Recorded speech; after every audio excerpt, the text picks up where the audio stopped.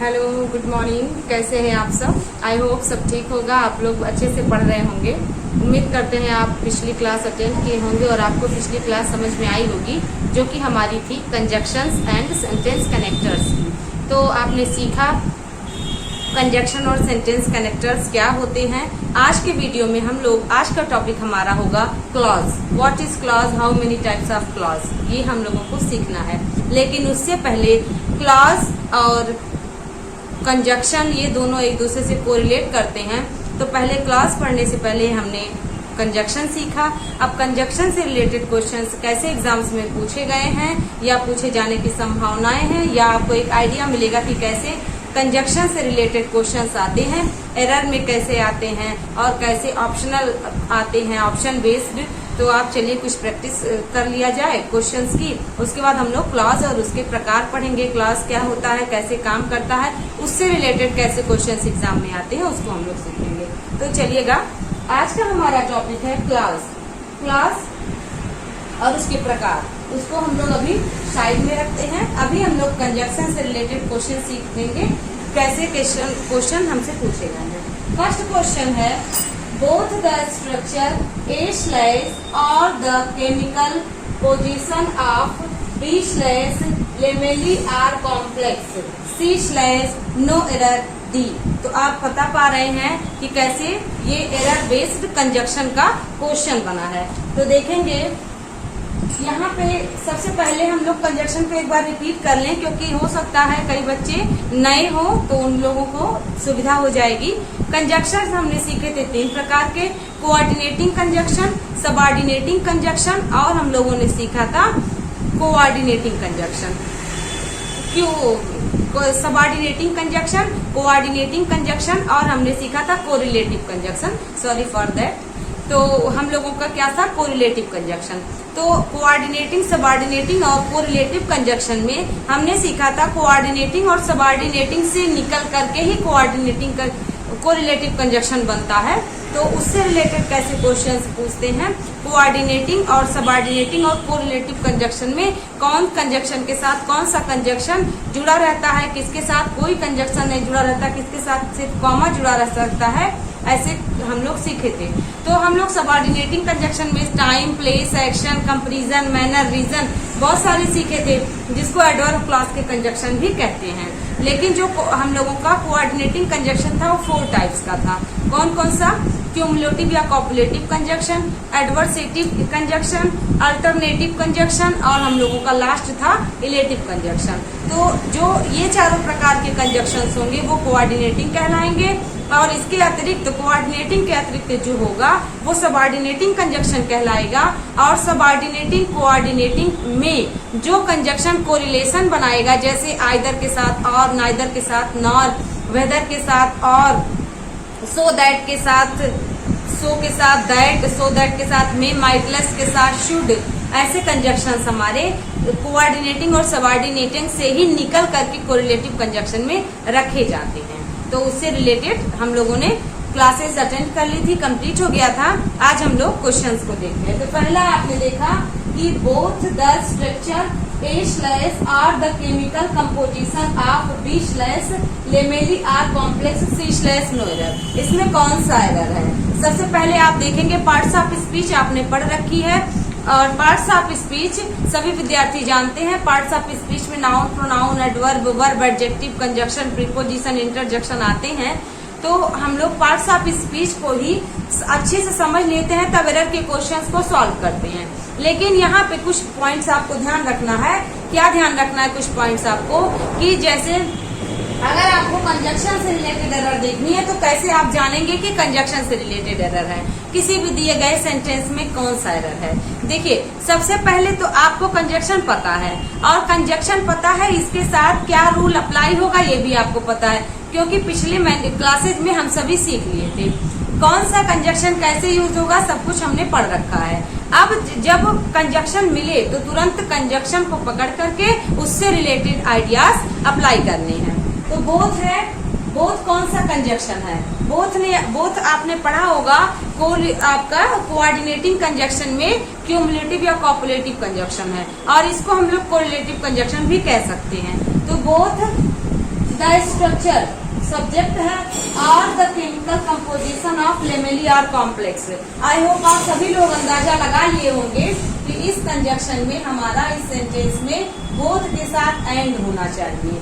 And और किसके किसके साथ आ सकता है? बिटवीन के साथ भी एंड आता है।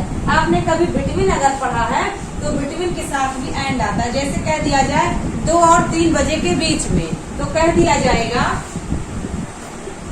Between 2 and 3।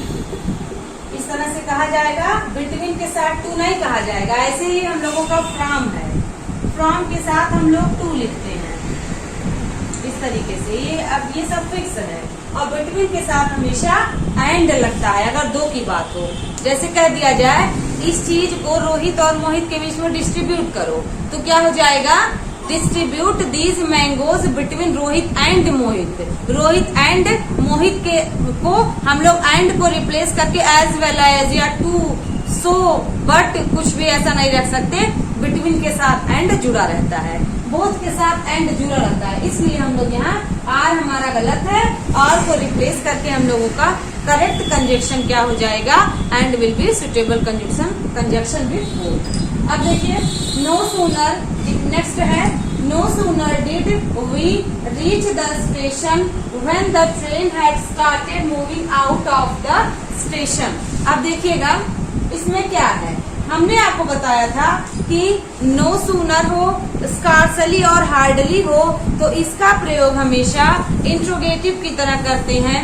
नो सूनर के साथ डायरेक्ट सब्जेक्ट कभी नहीं आएगा। नो सूनर के साथ हार्डली और स्कार्सली के साथ कभी डिड सब्जेक्ट वर्ब का फर्स्ट फॉर्म और कभी हैड सब्जेक्ट और वर्ब का थर्ड फॉर्म आता है।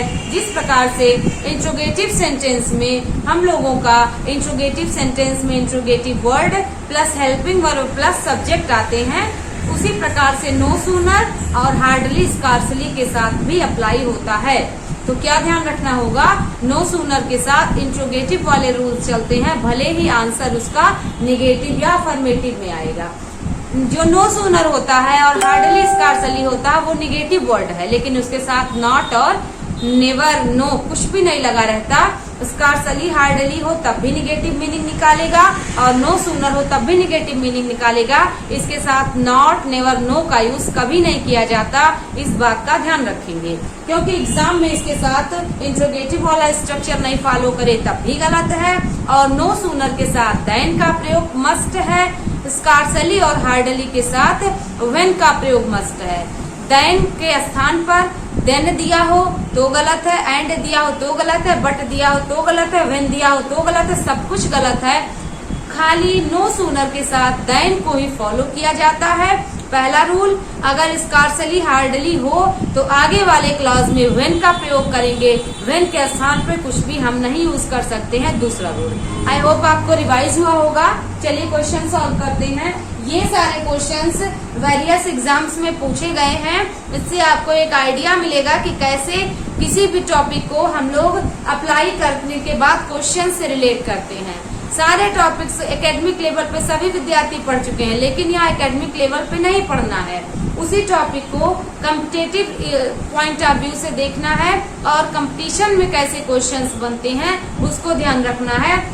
जब किसी टॉपिक को कॉम्पिटिटिव पॉइंट ऑफ व्यू से देखते हैं तो उससे रिलेटेड क्वेश्चंस अलग बन जाते हैं, और उसी टॉपिक को अगर हम एकेडमिक स्टाइल से फॉलो करते हैं तो बिना ऑप्शन के बस वन लाइनर वाले हो जाते हैं। तो उसको ध्यान रखिएगा।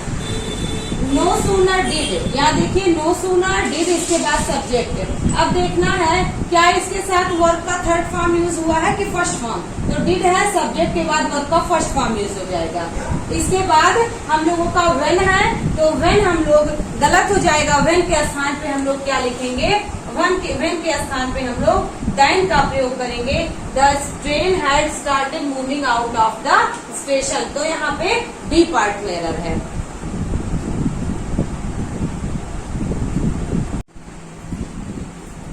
आते हैं अपने नेक्स्ट क्वेश्चन पे। यहाँ हम लोगों ने सीख लिया कि बोथ के साथ एंड फिक्स रहेगा, नो सूनर के साथ इंट्रोगेटिव स्ट्रक्चर फॉलो होगा, डिड रहे तो वर्ब का फर्स्ट फॉर्म, हैड रहे तो वर्ब का थर्ड फॉर्म होगा।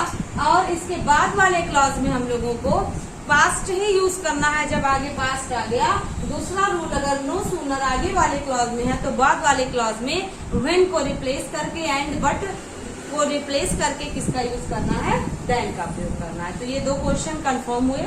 थर्ड क्वेश्चन हमारा है until you do not go to the station to receive him I can hardly feel at ease।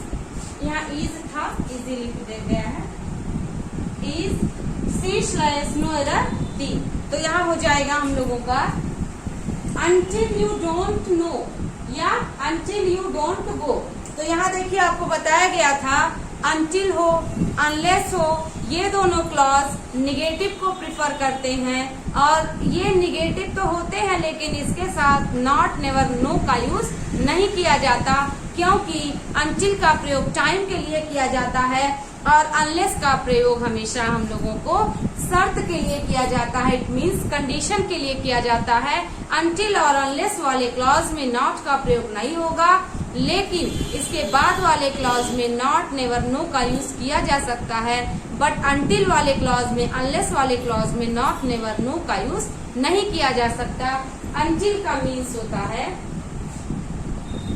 until का मीन्स होता है टाइम के लिए यूज होता है और इसका मीन्स होता है जब तक नहीं। ये टाइम की बात करता है। जैसे I shall wait for you until you come, until you do not नहीं आप करेंगे कि until you do not come, until you come या until you come back या until you return। लेकिन until, अब देखिए until का प्रयोग क्यों किया गया, क्योंकि उस टाइम तक मैं वेट करूंगा। यहाँ जिक्र कर रहा है जिस टाइम तक तुम नहीं आते हो, इसलिए until के साथ नॉट, नेवर, नो का यूज नहीं करेंगे। Without not, never, nos we can follow until और unless। ओके, unless भी देख लेते हैं। unless का प्रयोग कंडीशन के लिए करते हैं। ये सारे पॉइंट्स एग्जाम में बहुत बार पूछे गए हैं और कंजक्शन में ये सब टॉपिक्स ही एग्जामिनर उठाता है।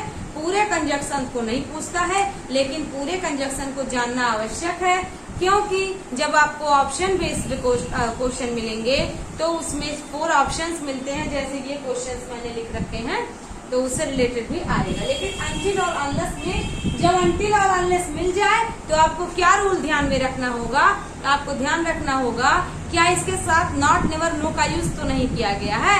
यदि नहीं किया गया है तब ही आप दूसरा आइडिया अप्लाई करेंगे, अदरवाइज पहले यही ध्यान रखेंगे until और unless के साथ नॉट का यूज किया गया है तो उसको स्किप कर देंगे। और जब टाइम की बात हो तब until रहेगा और जब कंडीशन की बात हो तो unless रहेगा। कई बार एग्जाम में क्या होता है, until के स्थान पे unless का प्रयोग कर देते हैं, unless के स्थान पर until का प्रयोग कर देते हैं, तो ये भी गलत है। जैसे कह दिया जाए कि unless you work hard you will not get success, ये तो सही है, लेकिन until को unless के स्थान पे अगर रख दिया जाए until you work hard you will not get success, तो ये सेंटेंस गलत है। यहाँ until के स्थान पे unless होना चाहिए। until और unless को हटा करके यहाँ if का भी प्रयोग किया जा सकता है, लेकिन if के साथ यहाँ not का प्रयोग आप कर सकते हैं। नॉट का प्रयोग जब आप करेंगे तो यहाँ पे सेंटेंस हो जाएगा if you do not work hard, if you do not. until और unless को हटा करके यहाँ पर हम लोग if का यूज कर सकते हैं। if के साथ नॉट, नेवर, नो का यूज किया जा सकता है। यहाँ पे ऐसा कोई रूल नहीं है कि if के साथ नॉट का प्रयोग ना करिए, जब मीनिंग निकलेगा तो हमें करना होगा। आई होप आपको समझ आया होगा। अब आपने यहाँ देख लिया होगा कि इसमें किस पार्ट में एरर है।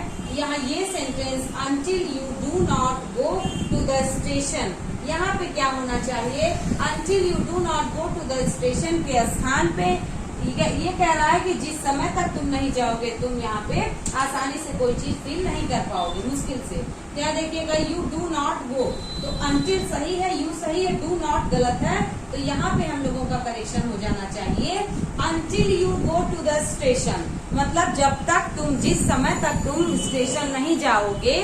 आगे मीनिंग हम लोगों का चलेगा वैसे ही, लेकिन until you do not को हम लोग हटा देंगे और यहाँ पे हम लोगों का until you go हो जाएगा, क्योंकि यहाँ आपने देखा है कि इसका मीनिंग जब तक नहीं होता है, इसका इसका मीनिंग भी होता है जब तक नहीं, लेकिन दोनों के यूज में डिफरेंस है।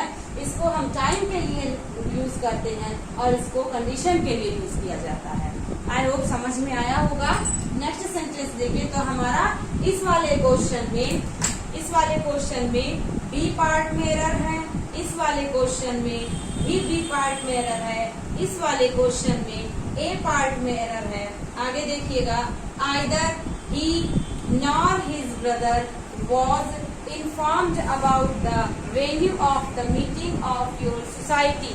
अब यहाँ देखिए, यहाँ कुछ विद्यार्थियों को लग रहा होगा कि यहाँ पर सब्जेक्ट दो है, एक सब्जेक्ट ही है, दूसरा सब्जेक्ट हिज ब्रदर है। तो जब सब्जेक्ट प्लूरल हो गया तो हेल्पिंग वर्ब भी प्लूरल होना चाहिए, बट नहीं, ऐसा नहीं होगा, क्योंकि आइदर और आइदर के साथ कोरिलेटिव कंजक्शन और आता है, नाइदर के साथ कोरिलेटिव कंजक्शन नॉर आता है।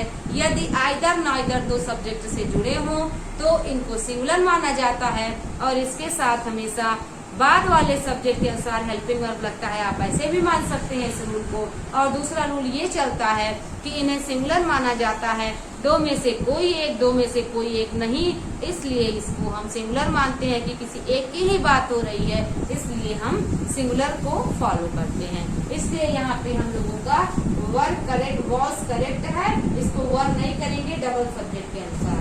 तो हो जाएगा, आइदर लिखा है तो यहाँ पे हम लोगों को और करना होगा, नॉर गलत है। तो हो जाएगा, आइदर ही और his brother was informed about the venue of the meeting of your society, है ना। वेन्यू मतलब राजस्व होता है। तो यहाँ पे देखिएगा, यहाँ हो गया आइदर ही और हिज ब्रदर। आइदर है तो और को फॉलो करेगा, नाइदर है तो नॉर को फॉलो करेगा, नॉट ओनली है तो बट आल्सो को फॉलो करेगा, वेदर है तो और को फॉलो करेगा, सो दैट है तो मे या माइट को फॉलो करेगा, सो है तो दैट या एस को फॉलो करेगा, बोथ है तो एंड को फॉलो करेगा, नो सूनर है देन को फॉलो करेगा, स्कार्सली हार्डली है तो व्हेन को फॉलो करेगा, ऑल दो और दो है तो यट को फॉलो करेगा। बहुत सारे ऐसे रूल्स हैं। उड है, उड रादर है तो देन को फॉलो करेगा, जिसको आप लोग नोट डाउन करते रहिए, अच्छे से नोट्स बनाइए और रिवाइज करते रहिए, क्योंकि बहुत बार ये सब क्वेश्चंस एग्जाम में आते हैं। तो ये वाला भी हम लोगों का कंफर्म हुआ, ए पार्ट में एरर है। नेक्स्ट क्वेश्चन है, recovery campaign should be mounted not only to recover the dues yet to continue awareness among. यहाँ पे देखिएगा क्या एरर है, borrowers about the necessity of timely repayment. बड़ा लंबा सा सेंटेंस है और अगर आप इसका मीनिंग निकालेंगे तो आप कंफ्यूज हो जाएंगे। यहाँ मीनिंग निकाल करके हम लोगों को एरर नहीं अप्लाई करना है, हम लोगों को एरर अप्लाई करना है अपने कंजक्शन वाले रूल से। तो कंजक्शन वाला रूल हम लोगों का क्या कहता है, अभी हमने आपको बताया कि अगर सेंटेंस में नॉट ओनली दिया हो तो सेंटेंस में बट आल्सो का ही प्रयोग करना है। तो क्या आपको बट आल्सो कहीं मिल रहा है? आगे तो हर सेंटेंस में देखिए एक न एक क्लू दिया होता है, उसी क्लू को फॉलो करते हुए हम लोग अपने एग्जैक्ट एरर को डिफाइन करते हैं, एग्जैक्ट एरर को पॉइंट करते हैं। अदरवाइज अगर ग्रामर के रूल्स आपको नहीं पता है तो you can not solve error related question, है ना। आप एरर से रिलेटेड क्वेश्चन को नहीं सॉल्व कर सकते जब तक आपको ग्रामर के सारे रूल्स नहीं पता है ना। तो आपने कंजक्शन में पढ़ा है नॉट ओनली है, तो जब आपको नॉट ओनली मिल गया तो आगे कहीं बट आल्सो मिलना भी चाहिए। आगे देखते हैं हम लोग, कहीं भी बट आल्सो नहीं है, तो बट आल्सो का यूज एग्जैक्टली होना कहाँ चाहिए ये भी पॉइंट होता है। तो बट आल्सो का प्रयोग हम लोगों का देखिएगा, टू प्लस वर्ब यानी कि इसको हम लोग कह सकते हैं इन्फिनिटिव।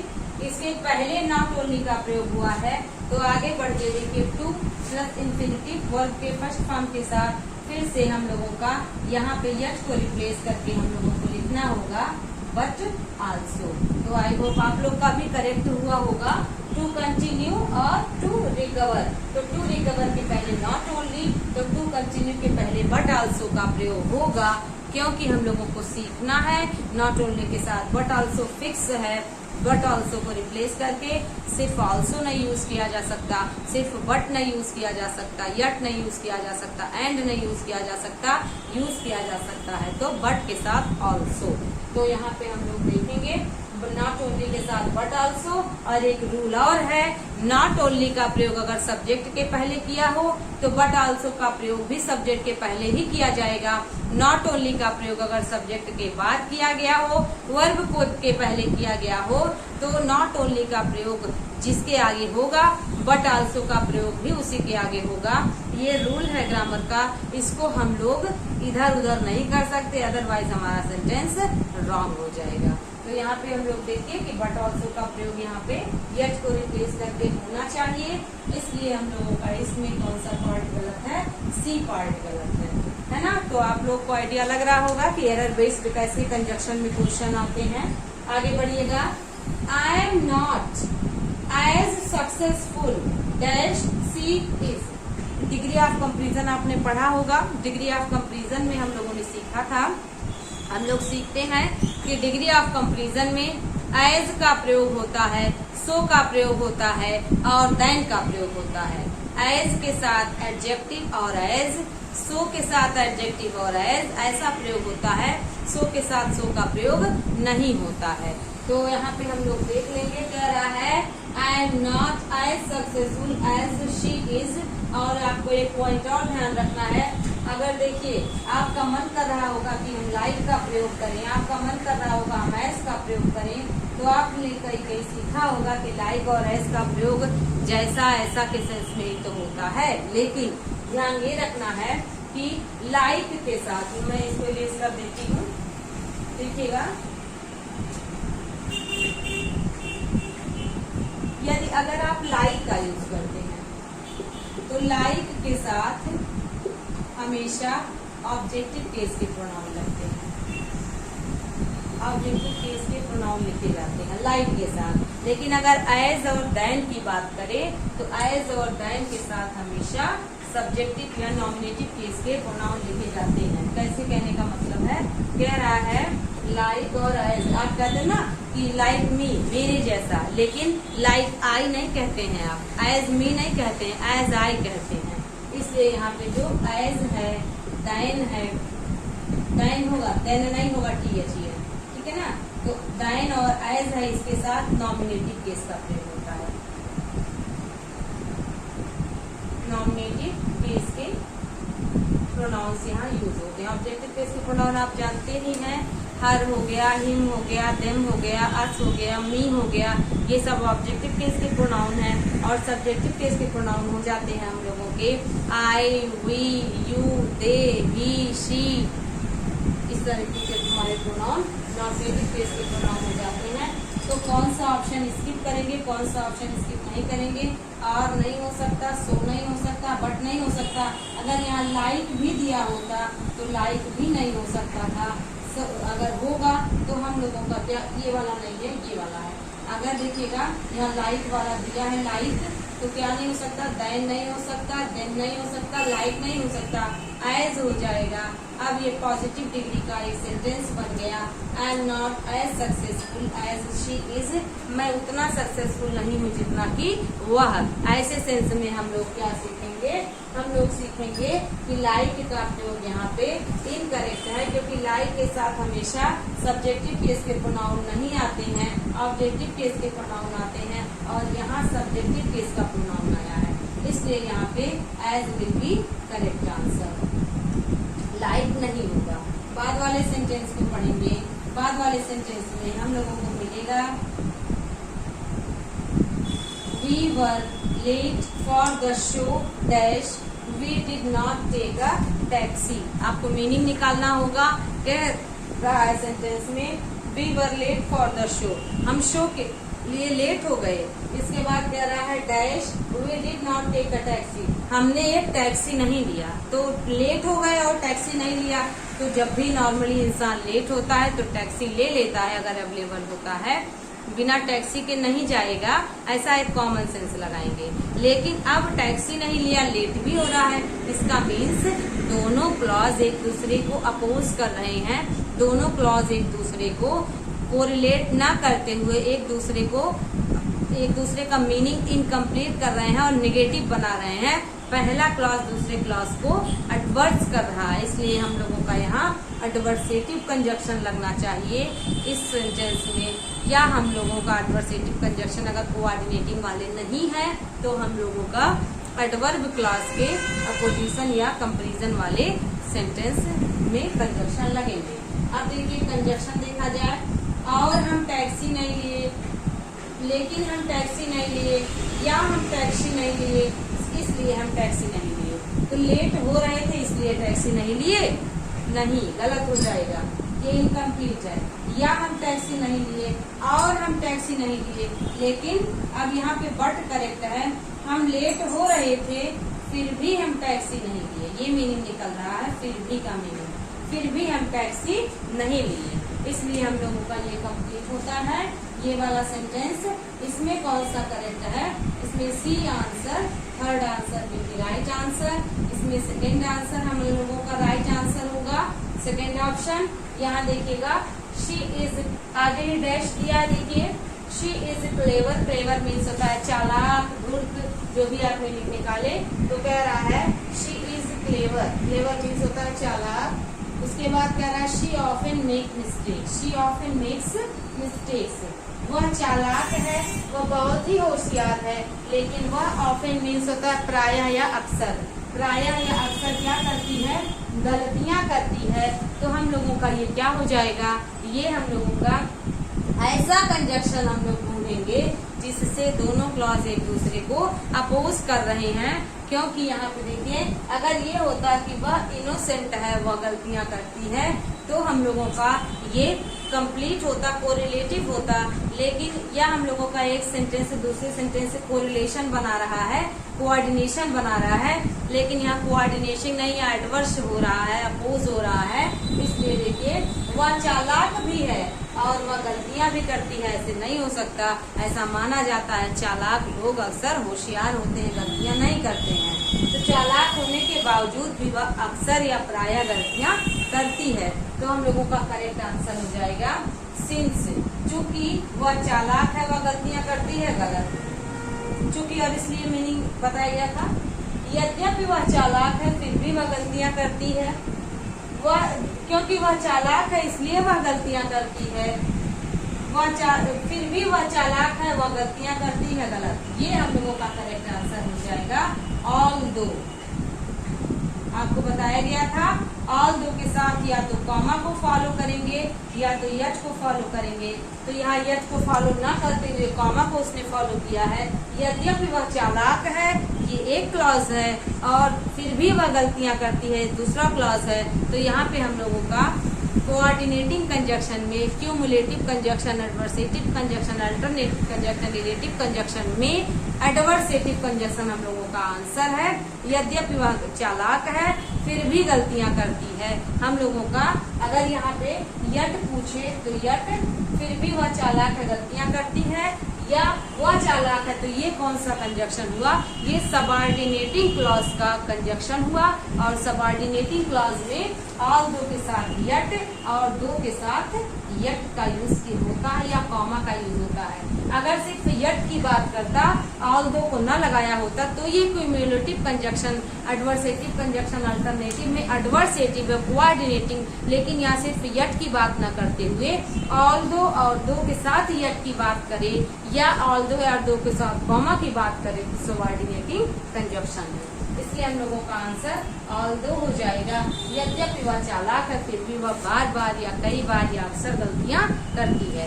इस तरीके से हमारा ये वाला सेंटेंस भी कंफर्म हुआ जो कंजक्शन बेस्ड है। इसके बाद हम लोग क्या सीखेंगे, इसके बाद हम लोगों का बाद वाला चलेगा hardly dash when the stars disappeared. Hardly means बड़ी मुश्किल से। तो अब देखिए क्या हो गया, hardly dash when the stars disappeared, बड़ी मुश्किल से आगे कुछ कह रहा होगा, उसके बाद कह रहा है स्टार्स डिसअपीयर्ड। तो यहाँ पे देखिए the sun have rise, had the sun risen, did the sun rising, the sun rises. तो यहाँ देखा हमने, हम लोगों ने यहाँ पे देखा कि the sun have rise had the sunrises.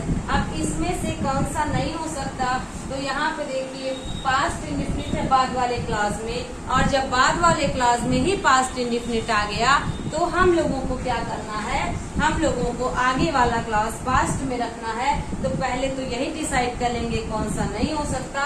तो हम लोगों का फर्स्ट आंसर और फोर्थ आंसर नहीं होगा। First option and fourth option हम लोगों का आंसर गलत हो जाएगा। तो अब थर्ड और सेकेंड में हो सकता है, but exactly which answer will be correct answer, इसको हम लोगों को जानना होगा। अब यहाँ देखिए पास्ट इंडेफिनिट है, और व्हेन वाला क्लॉज जब पास्ट में हो तो आगे वाला क्लॉज पास्ट परफेक्ट में होता है। ये एक रूल है, तो इसलिए होगा हम लोगों का ये हो गया हैड द सनराइज। अब आपको बताया गया है अभी थोड़ा देर पहले कि नो सूनर हो, हार्डली हो, स्कार्सली हो, तो इसके साथ हमेशा पहले हेल्पिंग वर्ब आएगा, आफ्टर दैट सब्जेक्ट आएगा। तो यहाँ देखिए हार्डली के साथ पहले हेल्पिंग वर्ब आ रहा है, उसके बाद सब्जेक्ट आ रहा है। अब अगर इसके साथ हमारा हेल्पिंग वर्ब में डिड हो तो सब्जेक्ट के बाद जो वर्ब आएगा वो फर्स्ट फॉर्म आएगा। अगर इसमें डिड ना हो करके यहाँ हेल्पिंग वर्ब में हैड हो तो जब हम लोग सब्जेक्ट लगाएंगे तो वर्ब का थर्ड फॉर्म अप्लाई होगा इस तरीके से। तो अब देखिए नो सूनर होता तो देन होता THAN, और हार्डली स्कार्सली है तो व्हेन होगा। यहाँ देखिए व्हेन दिया है और यहाँ पे डिड दिया है क्वेश्चन वर्ड की तरह।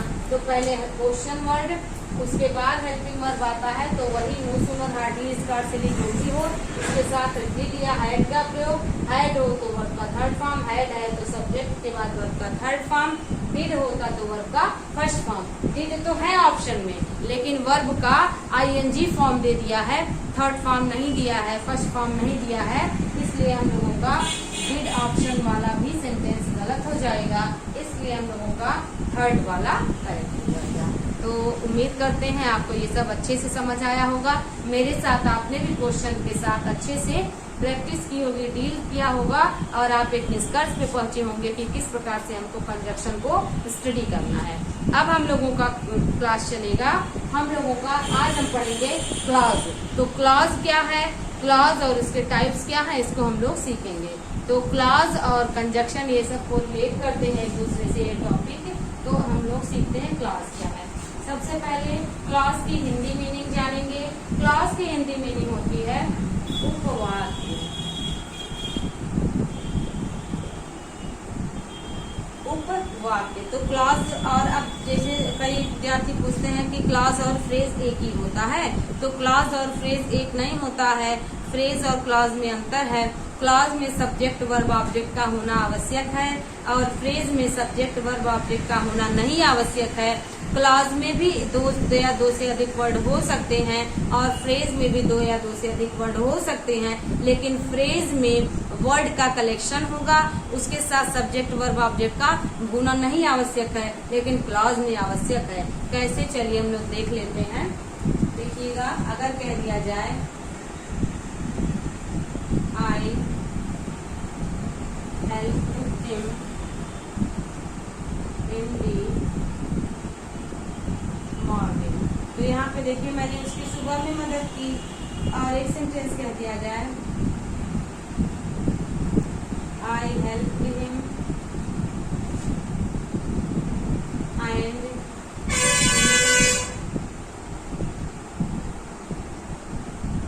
scolded I helped him and he scolded me। तो ये क्लॉज है, लेकिन इसमें क्लॉज नहीं है, ये एक सेंटेंस है, ये इसमें फ्रेज है।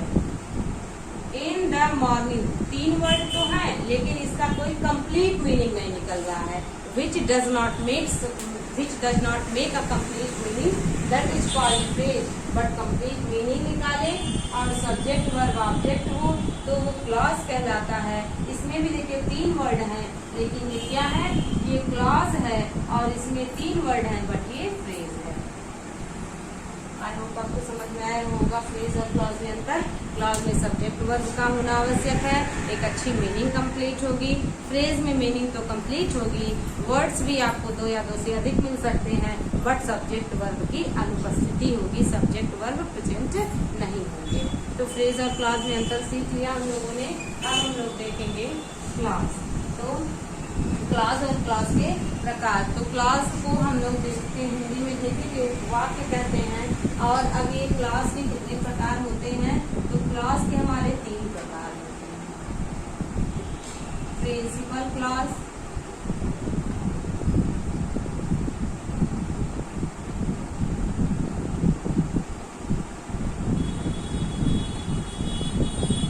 Coordinate clause, subordinate clause. अब आपको कंजक्शन में अगर आपने यही टॉपिक पढ़ा है तो आपने पढ़ा था कोऑर्डिनेटिंग कंजक्शन और सबऑर्डिनेटिंग कंजक्शन आपने पढ़ा था। तो कोऑर्डिनेटिंग और सबऑर्डिनेटिंग कंजक्शन का क्या तात्पर्य है? कोऑर्डिनेटिंग कंजक्शन कोऑर्डिनेट क्लॉज बनाते हैं, सबऑर्डिनेटिंग कंजक्शन सबऑर्डिनेट क्लॉज बनाते हैं। कोऑर्डिनेट और सबऑर्डिनेट का मीनिंग देखेंगे तो इसका मीन्स होता है, इसको हम लोग मेन क्लॉज भी कह सकते हैं, मेन क्लॉज, या हम इसको इंडिपेंडेंट क्लॉज भी कहते हैं, इंडिपेंडेंट क्लॉज। हिंदी में इसको कह सकते हैं प्रधान या मुख्य उपवाक्य। इसको हम लोग कह सकते हैं समान पदीय उपवाक्य। इसको हम लोग कह सकते हैं आश्रित उपवाक्य। इसको हम लोग और दूसरा नाम दे देते हैं डिपेंडेंट क्लॉज, डिपेंडेंट क्लॉज। मतलब क्या? किसी पर निर्भर। अब आपने देख लिया, यही आपको समझ आ गया होगा कि मैं किसकी बात करने वाली हूँ। Principal clause, main clause, independent clause. Independent clause ये मीनिंग ही बता रहा है।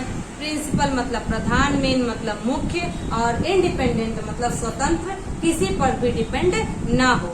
तो एक सेंटेंस में एक से अधिक सेंटेंस दिए हो सकते हैं, किसी न किसी कंजक्शन से ऐड हो सकता है। अब अगर वो कोऑर्डिनेटिंग कंजक्शन के 4 टाइप्स में से कोई एक कंजक्शन है तो वो वाला क्लॉज कोऑर्डिनेट क्लॉज हो जाएगा, और जो क्लॉज स्वतंत्र मीनिंग निकालेगा वो प्रिंसिपल क्लॉज हो जाएगा। और अगर एक सेंटेंस में अगर 2 सेंटेंस दिए हैं, 3 सेंटेंस दिए हैं एक सेंटेंस की लाइन में, तो अगर पहला सेंटेंस, दूसरा सेंटेंस, तीसरा सेंटेंस में से कोई भी ऐसा सेंटेंस जो अपनी मीनिंग कंप्लीट करे, किसी सेंटेंस पर न निर्भर रहे, वो प्रिंसिपल हो जाएगा। और अगर वो कंजक्शन सबऑर्डिनेटिंग कंजक्शन है तो वो सबऑर्डिनेट क्लॉज बन जाएगा। समझ आ गया? कोऑर्डिनेटिंग कंजक्शन कोऑर्डिनेट क्लॉज बनाते हैं, सबऑर्डिनेटिंग कंजक्शन सबऑर्डिनेट क्लॉज बनाते हैं, और कोरिलेटिव कंजक्शन कोरिलेटिव क्लॉज नहीं बनाते। ऐसा कुछ नहीं होता है, बस कोऑर्डिनेटिंग कंजक्शन सबऑर्डिनेटिंग कंजक्शन। ठीक है? तो कोऑर्डिनेटिंग और सबऑर्डिनेटिंग में जो क्लॉज मीनिंग कंप्लीट करे वो और किसी पर निर्भर न हो वो प्रिंसिपल या मेन, और जो कंजक्शन से ऐड सेंटेंस हो वही क्लॉज बन जाएगा। सबऑर्डिनेटिंग कंजक्शन सबऑर्डिनेट क्लॉज को ऐड करेंगे प्रिंसिपल से, और कोऑर्डिनेटिंग कंजक्शन कोऑर्डिनेट क्लॉज को ऐड करेंगे। सबऑर्डिनेट क्लॉज में क्या होता है?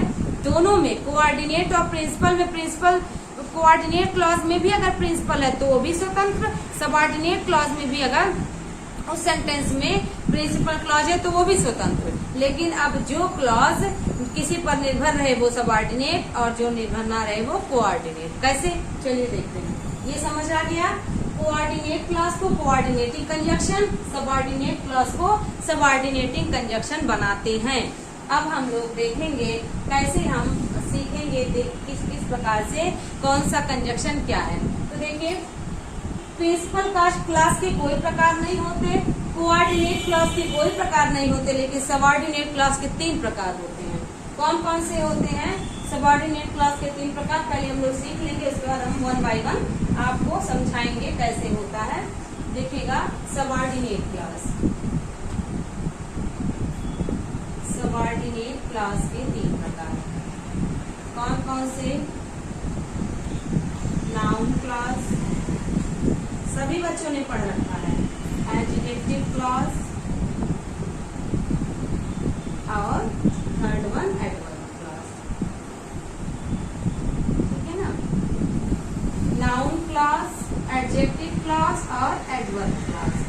सबऑर्डिनेट कंजक्शन में जब हम लोगों ने सबऑर्डिनेटिंग कंजक्शन पढ़ा था तो सबऑर्डिनेटिंग कंजक्शन में हमने सीखा था कि subordinating conjunction time, action, manner, comparison, contrast, बहुत सारे उसको लेके चल रहा था। तो उसमें से हम लोगों ने देखा था कि कुछ ऐसे वर्ड्स होते हैं जो as a question word use होते हैं। एज अ क्वेश्चन वर्ड में अगर आपने प्रोनाउन की स्टडी की होगी तो प्रोनाउन में हम लोगों ने सीखा है इंट्रोगेटिव प्रोनाउन और रिलेटिव प्रोनाउन। तो क्या होते हैं ये इंट्रोगेटिव प्रोनाउन और रिलेटिव प्रोनाउन? जब क्वेश्चन वर्ड इंट्रोगेटिव सेंटेंस की तरह कार्य करे तो वो इंट्रोगेटिव प्रोनाउन हो जाता है, और जब वही क्वेश्चन वर्ड इंट्रोगेटिव की तरह न कार्य करके रिलेटिव की तरह कार्य करे तो वो हमारा नाउन क्लॉज या रिलेटिव कंजक्शन बन जाता है। तो नाउन क्लॉज और एडजेक्टिव क्लॉज में सारे क्वेश्चन वर्ड्स आते हैं। कौन कौन सा? व्हाट हो गया, विच हो गया, whom हो गया, वेयर हो गया, when हो गया, which हो गया, who हो गया, ऐसे बहुत सारे हैं। how हो गया, why हो गया। ये सारे वर्ड्स अगर इंट्रोगेटिव सेंटेंस में यूज होंगे तो ये सारे वर्ड्स हमारे क्या हो जाएंगे? ये सारे वर्ड्स हमारे इंट्रोगेटिव की तरह यूज होंगे तो इंट्रोगेटिव में यूज होंगे, और रिलेशन बनाने का कार्य करेंगे तो ये रिलेटिव प्रोनाउन बन जाते हैं। और यही रिलेटिव प्रोनाउन यदि किसी नाउन की तरह कार्य करे सेंटेंस में तो ये नाउन क्लॉज को डिनोट करते हैं। और यही सारे प्रोनाउंस अगर एडजेक्टिव की तरह कार्य करें तो एडजेक्टिव क्लॉज को डिनोट करते हैं। और सबऑर्डिनेटिंग कंजक्शन में कोई भी क्लॉज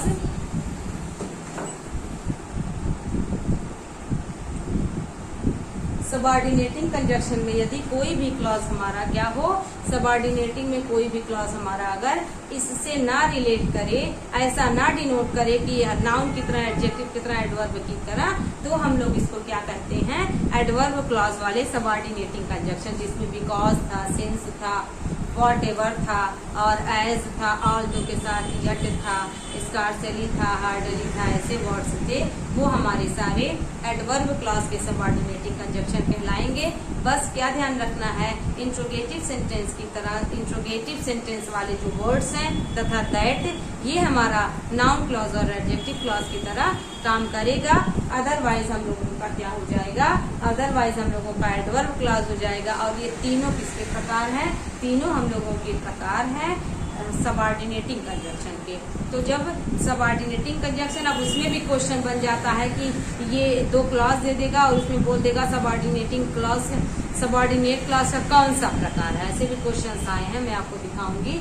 तो वो हो जाएगा नाउन की तरह कार्य करे अगर वही कंजक्शन तो नाउन क्लॉज वाला, एडजेक्टिव की तरह कार्य करे तो एडजेक्टिव क्लॉज वाला, और न नाउन की तरह कार्य करे न एडजेक्टिव की तरह कार्य करे, एडवर्ब की तरह कार्य करे तो एडवर्सेटिव कंजक्शन हो जाएगा। एडवर्ब क्लॉज वाले सबऑर्डिनेटिव कंजक्शन वो कहलाएगा, और एडवर्सेटिव भी कह सकते हैं सबऑर्डिनेट के अंतर्गत उसको। तो चलिएगा इसकी मीनिंग हम एक बार देख लेते हैं कि उसकी क्या मीनिंग होगी।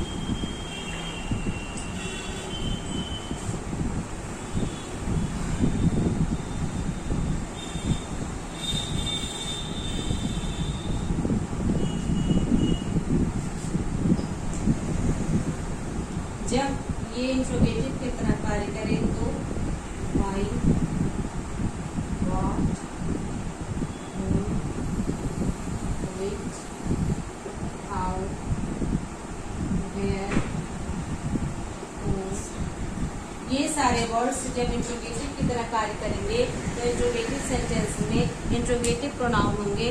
लेकिन यहाँ हम लोगों को इंट्रोगेटिव प्रोनाउन को दरकिनार करते हुए रिलेटिव प्रोनाउन को पढ़ना है। यही सारे वर्ड्स जब रिलेटिव प्रोनाउन की तरह कार्य करते हैं तो सेंटेंस के बीच में आते हैं और ये रिलेटिव प्रोनाउन कहलाते हैं। और ये एडवर्ब क्लॉज और एडजेक्टिव क्लॉज और नाउन क्लॉज में देखे जा सकते हैं।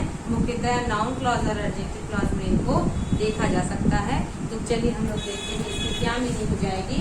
अगर हूँ ये मीनिंग निकालेगा रिलेटिव प्रोनाउन की तरह तो इसका मीनिंग होता है कि कौन या जो, और इसका प्रयोग हमेशा पर्सन की तरह होता है। इसको ध्यान रखना है। अगर पर्सन हो, ये कैसे सेंटेंस में बनता है, एग्जैक्ट हूँ को हटा देगा, रिमूव कर देगा और आपको 4 ऑप्शन दे देगा, विच दे देगा, दैट दे देगा, वेयर दे देगा, हु दे देगा, या वेयर को हटा के whom दे देगा। तो सब्जेक्टिव केस की तरह एक चीज और यहाँ देखेंगे, अगर who है तो who का whom ऑब्जेक्टिव केस होता है और whose इसका पॉजेसिव केस होता है। और अगर यहाँ पे which है तो which का which ही होता है और whose इसका भी पॉजेसिव केस होता है।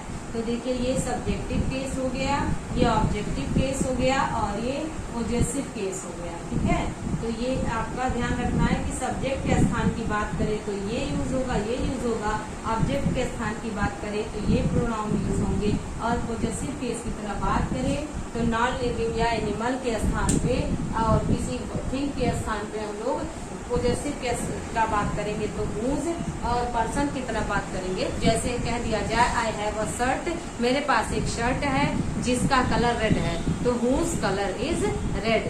ठीक है, तो whose मतलब जिसका, यहाँ पे देखिए व्यक्ति की बात नहीं हुई, उस शर्ट की बात हुई और यहाँ whose नॉन लिविंग के लिए देखिए पॉजेसिव केस की तरह यूज हो गया। लेकिन अगर कह दिया जाए कि मेरा ब्रदर जिसका नाम, तो हम कहेंगे आई हैव अ ब्रदर, मेरे पास एक भाई है, या my elder brother's name is, ऐसे बोलेंगे। या हम कह दें I have only one brother whose name is. ठीक है, तो हुज मतलब पर्सन के लिए आ गया यही हुज, तो ये पर्सन के लिए आए तो भी हुज सही है और नॉन लिविंग एनिमल की तरह आए तो भी सही है। एनिमल का एग्जाम्पल जैसे I have a dog whose colour is black, तो मतलब ब्लैक कलर का डॉग मेरे पास है। या हम ऐसे कहें कि जिसका कलर ब्लैक है, तो एनिमल के लिए भी जिसका का प्रयोग हम लोग करते हैं, है ना। तो ये चीज समझना है कि हूँ और विच का प्रयोग सब्जेक्टिव के स्थान पे इस तरह से और ऑब्जेक्टिव के स्थान पे इस तरह से। जब हम पॉजेसिव केस की बात करेंगे तो इसका प्रयोग हम लोग पॉजेसिव की तरह कर सकते हैं। ठीक है, तो ये आपको समझ में आया होगा, इसको ध्यान रखिएगा। इससे रिलेटेड क्वेश्चंस एग्जाम में आते हैं और इससे रिलेटेड आपको फिल इन द ब्लैंक्स में, एरर्स में बहुत सारे होते हैं। मैं आपको क्वेश्चंस प्रैक्टिस करवाऊंगी इसकी। इसके बाद देखिएगा, इसका मीनिंग समझ आ गया। वेयर का मतलब होता है कि कहाँ, मीनिंग या जहाँ मीनिंग इसका होता है। ठीक है ना, इसका मीनिंग होता है कि क्या या जो का मीनिंग। इसका मीनिंग होता है कि क्यों या जैसे। और इसका मीनिंग यहाँ हो गया व्हाट। whom का मीनिंग होता है कि इसे या इसको।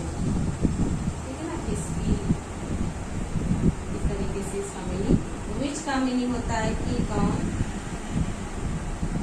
या इसका मीनिंग होता है जो। ठीक है ना, ये थिंग के लिए यूज होता है और ये मेथड के लिए होता है, व्हाई रीजन के लिए। विच की बात करें तो थिंग के लिए, हाउ की बात करें तो कि कैसे या ऐसे, जैसे, ऐसे मीनिंग निकलेगा। इसका प्रयोग मेथड के लिए होता है, इसका प्रयोग हम मेथड के लिए करते हैं। तो समझ गए, इसका प्रयोग प्लेस के लिए करते हैं। ठीक है ना, इसका प्रयोग थिंग के लिए कर सकते हैं। और एक वर्ड है व्हेन। व्हेन का प्रयोग होता है, इसका मीनिंग होता है कि कब या जब, और इसका प्रयोग टाइम के लिए करते हैं।